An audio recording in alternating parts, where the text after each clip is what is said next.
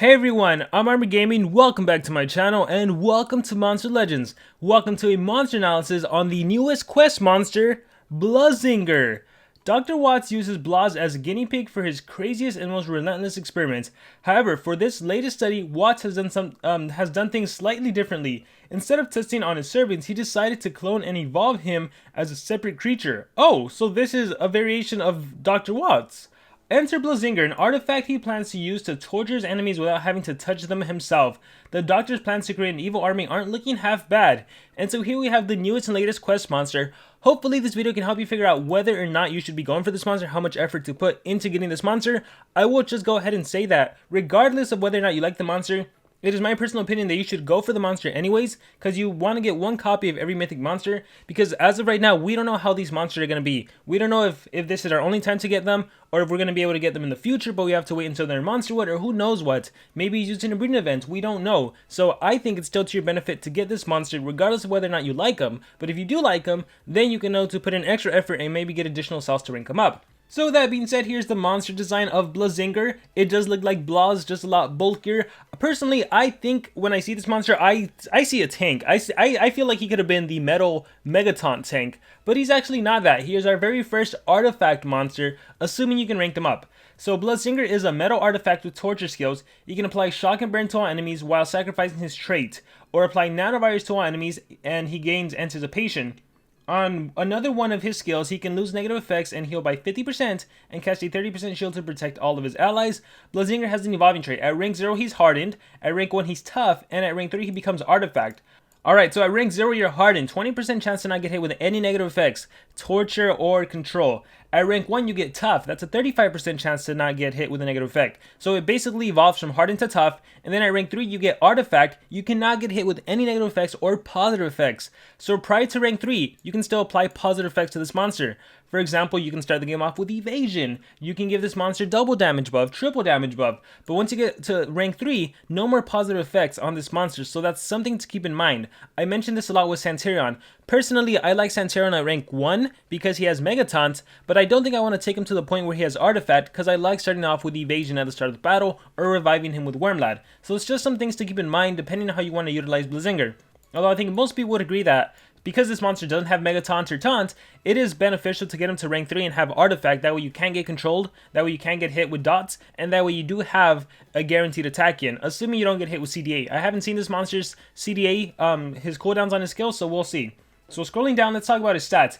His life stat is 57,908. This is actually tied with Miss, the Marathon monster, and this is actually right around the middle. So it's not tanky and it's not like very squishy. It's right around the middle again. I would really thought, just looking at this monster, I would imagine he would be super tanky, but that doesn't appear to be the case. In terms of his power, it's 5,720. This is also right around the middle, actually tied with Armor Claw. So again, not that strong, not that weak. In terms of his speed stat, this is actually really slow. It is the second slowest stat for mythic monsters. It's actually tied with Armor Claw and Unspeakable, who are tank mythic monsters. Again, I would have expected this monster to be a tank.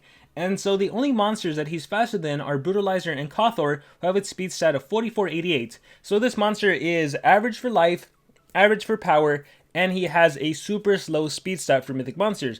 But again, I think his main gimmick is that he has the artifact trait, which really protects him. In terms of his relics, he can hold the double armor relic, so you can utilize that to your advantage. It's interesting because we're seeing more monsters holding two of the same relics, so double armor, that definitely increases his sustainability.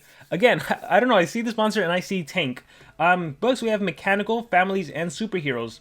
Alright, and here we go. Basic attacks. Blaz 2.0 deals moderate metal damage. It is spammable, 30 damage. However, not an attacker. Muscle Body deals low metal damage to enemies, 15 damage, 0 cooldown. Again, not an attacker, but these skills are spammable.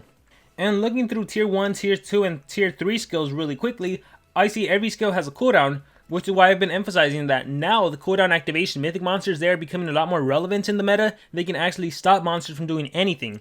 And even if a monster can do a 0 cooldown skill, like Cyberel's, Games, or Armor Claws Remember to Subscribe, when you use a mythic monster versus another mythic monster in their same level, that skill isn't that powerful anymore. So yes, while you can still OTK legendaries, when it's mythic versus mythic, that's not the case. So I think seeing this monster and the cooldowns, we are seeing how Gaidaigo, Psy specifically, since it's a race monster, they're going to have a higher impact in the game.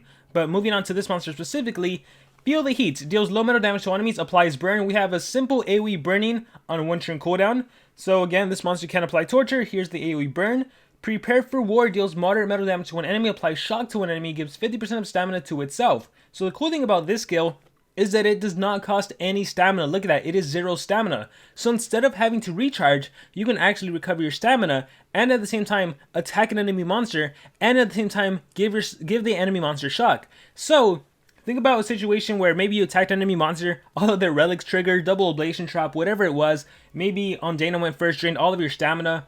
And then it's Blazinger's turn in the turn order, and up next is Nor. So imagine being able to do Prepare for War, hitting Nor, landing the shock. Nor can no longer use extra turn skills, and you recovered your stamina. So Prepare for War, it's pretty cool. I think it's relevant with the name. I like the skill. I definitely see use for it depending on the situation. Alright, moving on to tier 2, we have Stay Safe. Removes all negative effects from itself, heals itself by 50%, applies a 30% life shield to all allies, requires cooldown.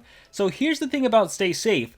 If you're before rank 3, well, you'll get the 30% life shield. If you are Artifact, you will no longer get that 30% life shield. So at rank 3, Stay Safe doesn't apply to you, with the exception of you get that 50% heal. So it is a significant amount of heal, and assuming you're rank 1 or 2 or unranked, it's 50% heal plus that 30% life shield to yourself, which is nice. Again, the artifact sometimes works against you. It is nice that your teammates get a life shield, especially since these are mythic monsters with high HPs. That 30% life shield goes a long way. I also do like that you remove negative effects. And of course, this is a skill really prior to rank 3, because when you're artifact, you don't really have negative effects to apply. So yeah, that's Stay Safe. I don't need an antivirus. This skill deals moderate metal damage to enemies, applies nanovirus to enemies, gives anticipation to itself. This is another one of those skills where prior to rank 3 you can utilize it, because nanovirus is nice, the enemies won't be able to apply positive effects anymore, and it does you a bit of damage, low metal damage, but the anticipation is what you want, right? Now here's the thing, currently, yes, anticipation is powerful, depending on who you're battling, but there are plenty of monsters, I would say, that can remove your positive effects. If you're rank 3, you can't even run this skill unless you remove your artifact first. But, like, obviously, if you're fighting Nor, if you're fighting Ra, if you're fighting Nightingale, even, like, Cybrel being able to do, make you weak to metal attacks and then hit you, like, anticipation can come in handy. But assuming this monster gets a turn in, my biggest criticism of Miseris is that, yes, Miseris has anticipation, but what can he really do? Dark Paradox, maybe remove a positive effect from you.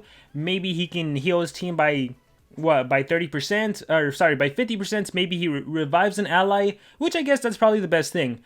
If Miseris Anticipation kicks in, maybe he resurrects someone with evasion and you can't cleanse it. This monster, let's say Anticipation kicks in, let's see, you can maybe burn the enemy with Feel the Heat, you can shock the enemy, maybe you can heal and give a 30% life shield. So far from what I've read, I don't see anything too much. We'll come back to the Anticipation and its usability on this monster.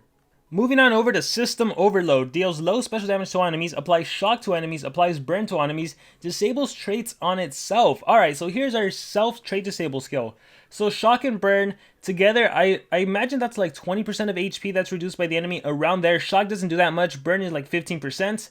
So it's not too significant. And the self trait disable is the interesting mechanic, because this obviously is better, I guess, if you're rank 3, and because you remove your artifact, and then that allows you to give yourself anticipation from tier 2, or Stay Safe to give yourself that life shield. That being said, the moment you trait disable, this monster loses the main thing that makes him quote-unquote good, the artifact trait. So now you're susceptible to getting hit with torture skills. Now you're susceptible to getting hit with deny skills, with control skills. So now it's possible the enemy possesses you. It's possible they mega stun you, it's possible they freeze you. So how good is this, especially when you're a low monster? Like, is it worth it to trait disable you just to shock and burn the enemy? I would say no. I'd rather bring a Quetzal Croc who's immune to control and who can do sunburn and burn in one attack. Better than shock and burn, I would argue. And who can ignite in another attack and nightmares in another attack. So in terms of just wanting to torture, I don't know if it's worth it to self trait disable you. Especially because, let's say you do give yourself anticipation and you trait disabled you. Trait disable is a negative effect. So then the enemy goes, let's say they do a positive cleansing and they remove your anticipation. You're still trait disabled because that's a negative effect. So you're going to have to find a way to get rid of your trait disable. And here's the funny thing, if you do system overload and you trait disable, but then you do Stay Safe, you still don't get a 30% life shield because you got rid of your trait disable. I believe, right? Because this says remove negative effects, so trade disable would be gone, and then you wouldn't get your 30% life shield, so you still get a 50% heal. So realistically, the only reason to system overload is to give yourself anticipation. So is it worth it? I would argue no. I don't think it's worth it at all. And then the next skill we have, I love the name, Evil AI. Removes 50% of total life from one enemy, applies possession to itself, requires cooldown. So here's an interesting mechanic. This is a skill that doesn't work with system overload, because if you trade disable and then do Evil AI, you're going to possess yourself. However, if you're rank 3, you're not going to get possessed, so this is basically a free 50% total life reduction from the enemy monster. It does have a high 3% cooldown, and that being said, 50% of total life is significant, especially, I feel like it's only, I know like Ragnarök can do 75% total life reduction. It's going to be a matter of time before Ragnarök isn't going to be used, and then Mythic monsters, since it's a higher life, like, again, look at how tanky this monster is. Being able to hold double armor, that helps him out. Being able to heal by 50%, this monster can probably survive a lot more hits than Ragnarök, so that 50% total life, does it have usability? Yeah, what if you have them ranked up to rank 3, you 50% total life reduction, and you have a monster that resets cooldown and you 50% total life reduction again, you could potentially kill the enemy. Are you going to always kill the enemy? Probably not. With relics and armors and everything, it's not foolproof. So until we see a monster that can do like 75% total life reduction, I won't be too impressed. But, you know, that mechanic is there, especially since we're getting a lot of tanky monsters. You know, we just got Mr. Beast. We have already the top monsters, Armorclaw, Unspeakable, Brutalizer. They're all very tanky. They all have taunts. So taking them down with dots and with percentage damage is a great way to take them down. I just don't know if this monster is the best monster to take them down. It says that you can apply torture. I don't see that much torture. I see burn and I see shock.